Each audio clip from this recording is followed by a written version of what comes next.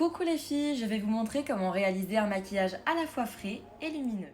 Tout d'abord, j'applique sur tout le visage la nouvelle base Fix Matte de chez MAC en spray.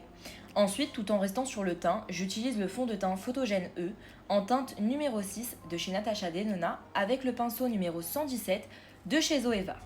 J'estompe le tout avec un Beauty Blender pour fixer la matière que j'humidifie avec une base liquide en spray.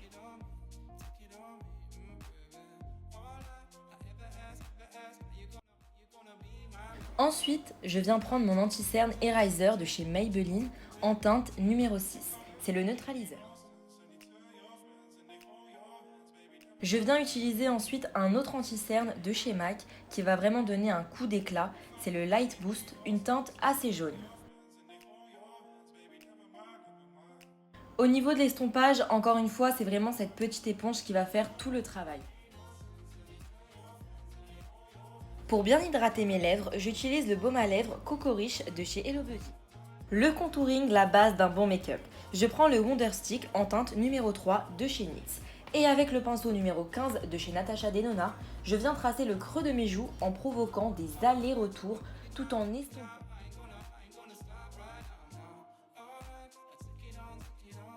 J'en applique également sur le contour de mon front et sur les tempes.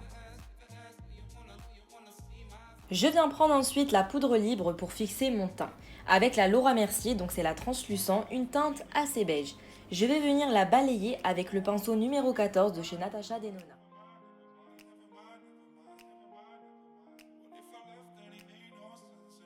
Pour recevoir un résultat beaucoup plus net, je trace un trait en dessous de ma ligne de contouring.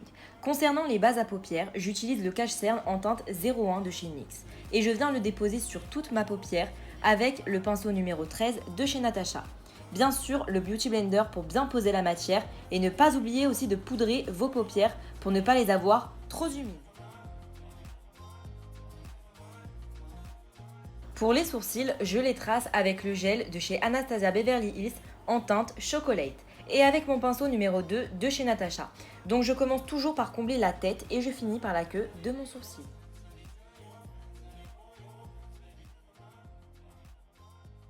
Pour les yeux, c'est d'abord avec la palette Rose Gold de chez Huda Beauty et j'utilise comme base la teinte Sandalwood avec le pinceau numéro 12 de chez Natasha en appliquant sur la paupière mobile.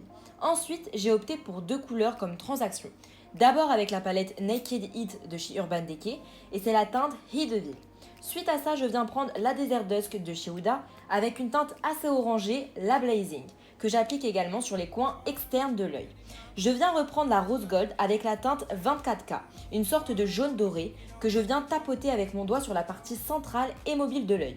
Et sur le coin interne de mon œil, la teinte Angélique avec le pinceau numéro 6 de chez Natasha Denona. Pour le eyeliner, c'est avec le mat liquide de chez NYX où je commence par le trait externe de l'œil, puis je rejoins le coin interne. L'étape incontournable du mascara, j'en utilise deux. Le Paradise Extatique de chez L'Oréal et pour plus de volume, le Colossal Volume de Maybelline. On va ensuite rajouter de la lumière avec le highlighter Double Glam de chez MAC au niveau de l'arcade sourcilière pour donner vraiment plus de glow. Je vais poser ensuite mes faux cils de chez Makeup Forever. Ce sont les Lash Show C709. Avec la palette de Natasha Denona, la eyeshadow numéro 10 avec la teinte Slate, je l'applique en ras de cils avec le pinceau numéro 5 de chez elle également. Pour fixer mes sourcils, j'utilise un gel transparent fixateur. Je reviens au teint pour le réchauffer au niveau des creux de joues avec le bronzer de la palette BK, la Presky Glow. J'en applique vraiment là où j'ai tracé mon contouring en ne laissant aucune trace bien sûr, avec le pinceau Poudre Pro de chez NYX.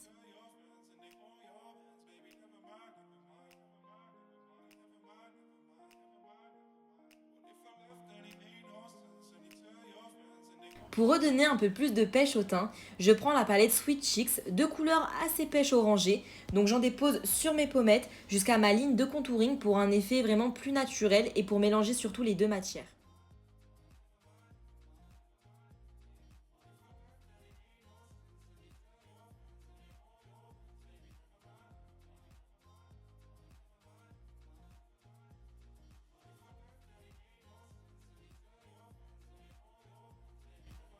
On arrive enfin à la dernière étape des lèvres. Donc pour rester toujours dans ce côté lumineux, je viens prendre un crayon à lèvres de chez Natasha Denona en teinte L17. Puis le Butter Gloss de chez NYX en teinte BLG15. Et pour finir, un autre gloss mais cette fois plus nude en teinte numéro 19 de chez Natasha Denona.